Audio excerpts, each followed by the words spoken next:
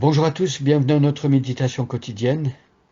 Eh bien oui, nous sommes dans le psaume 63, le psaume que nous avons commencé à méditer il y a plusieurs jours. Quel beau psaume! Un psaume où David nous fait voir son cœur, il nous fait comprendre quelles sont les aspirations profondes de son cœur. Et on voit dans ce psaume que David est un homme qui est assoiffé de Dieu. Il a envie de connaître Dieu. Ses désirs se portent vers lui.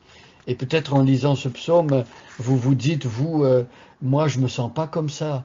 Moi, je ne sais pas si j'ai des désirs aussi forts vis-à-vis de Dieu. Eh bien, lorsque nous sommes asséchés, lorsque notre cœur est desséché, lorsque nous sentons que nos désirs sont moins forts vis-à-vis de Dieu, ben nous pouvons faire comme David tout simplement. David, lui, il est venu à Dieu et il lui a dit à Dieu, il a expliqué, il a ouvert son cœur à Dieu. Et lorsque la soif manque dans nos cœurs, Dieu est capable de produire cette soif à nouveau.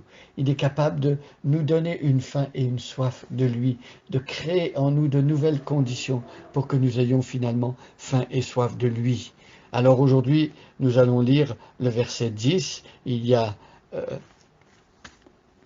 12 versets dans le psaume, et donc nous arrivons à la toute fin, mais je lis depuis le début. Il est bon de faire un lien et de pouvoir enchaîner la pensée et avoir le fil conducteur de ce psaume pour comprendre quel est l'état d'esprit du roi David et comment Dieu vient à la rencontre de son serviteur pour l'exaucer, pour transformer sa vie. Alors je lis le psaume 63, c'est dans la version français courant. Ô Dieu, tu es mon Dieu, je te cherche, j'ai soif de toi. Tout mon être soupire après toi, comme une terre aride, desséchée et sans eau.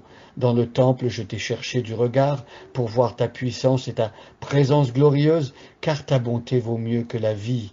Je proclamerai ta louange, toute ma vie je te remercierai, en levant les mains vers toi, je dirai qui tu es, je serai comblé, comme rassasié des meilleurs morceaux, je laisserai exploser ma joie, je t'acclamerai. Quand je suis couché, je me souviens de toi. Je pense à toi pendant les heures de la nuit. Tu es venu à mon secours, à l'abri de tes ailes, je crie ma joie. Je suis attaché à toi de tout mon être. Ta main droite est mon soutien. Oh, il y a des gens qui veulent ma mort, qu'ils aillent à un désastre soudain, qu'ils descendent au fond du monde des morts. Alors voilà ici le verset pour aujourd'hui, le verset 10. Il y a des gens qui veulent ma mort. Alors, le Seigneur Jésus l'a dit, dans ce monde vous aurez des tribulations, mais prenez courage car moi j'ai vaincu le monde. Jésus a même dit, s'ils vous haïssent, sachez qu'ils m'ont haï avant vous. Et évidemment, lorsqu'une personne prend position pour Dieu, lorsqu'une personne ressemble à Dieu dans ses croyances, son attitude, dans ses convictions, dans son comportement, eh bien, il va s'attirer en quelque sorte les foudres de l'ennemi de Dieu. Il y a dans ce monde un ennemi redoutable. Notre monde n'est pas neutre spirituellement. Il y a des puissances de ténèbres qui agissent dans le monde pour essayer de faire en sorte que ceux qui croient s'éloignent de Dieu, pour essayer de les neutraliser, de les mettre HS, comme on dit, hors service. Mais le Seigneur Jésus-Christ est plus fort, il a vaincu le monde, et il a vaincu la mort aussi. Donc ici, notre texte nous dit, il y a des gens qui veulent ma mort. David était conscient qu'il avait des ennemis, des personnes qui étaient jaloux de lui, des personnes qui convoitaient sa royauté, qui auraient voulu être roi à sa place, des personnes donc qui en veulent à sa vie, des personnes qui veulent sa mort. Alors je ne sais pas si nous, d'un point de vue humain, on a des personnes autour de nous qui veulent qu'on meure. Peut-être que ça ne se présente pas de cette façon-là par rapport à nous et notre vie. Peut-être qu'on ne peut pas identifier aujourd'hui des personnes qui veulent nous faire mourir, mais il y a certainement dans le monde quelqu'un qui veut faire mourir les hommes. sans qu'ils aient le temps de connaître Dieu, et c'est Satan. C'est l'ennemi, c'est l'adversaire.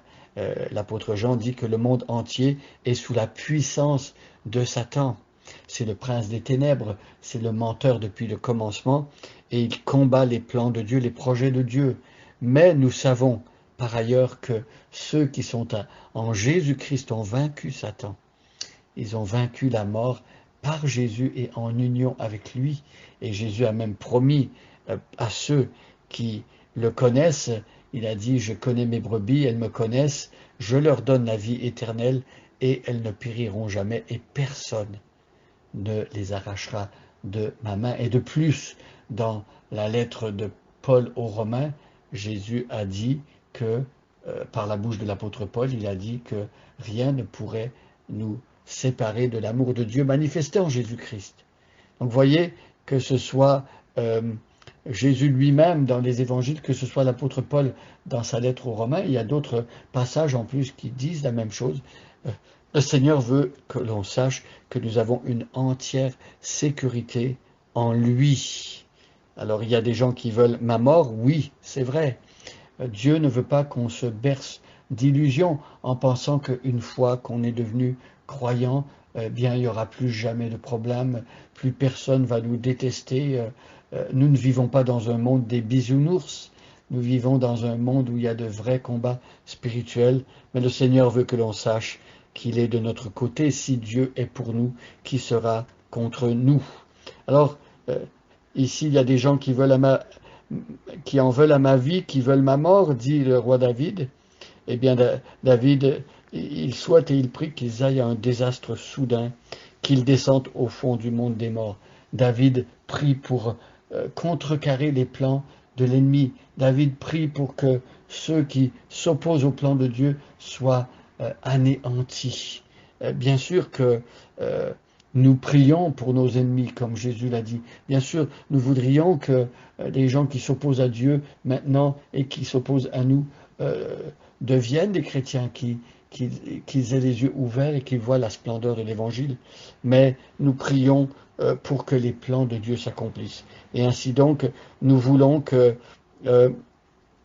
celui qui veut s'opposer au plan de Dieu, eh bien qu'il aille au désastre. Et un jour, la Bible nous dit que Dieu écrasera Satan sous nos pieds. Et là, on parle de Jésus qui va écraser la tête du serpent, on voit ça dans Genèse, mais l'apôtre Paul, dans sa lettre aux Romains, nous dit que Jésus va nous associer, nous, l'Église, à lui, et avec lui, nous allons écraser la tête du serpent. Et donc un jour, le diable, Satan, va être jeté dans l'étang de feu, et il sera mis hors d'état de nuire.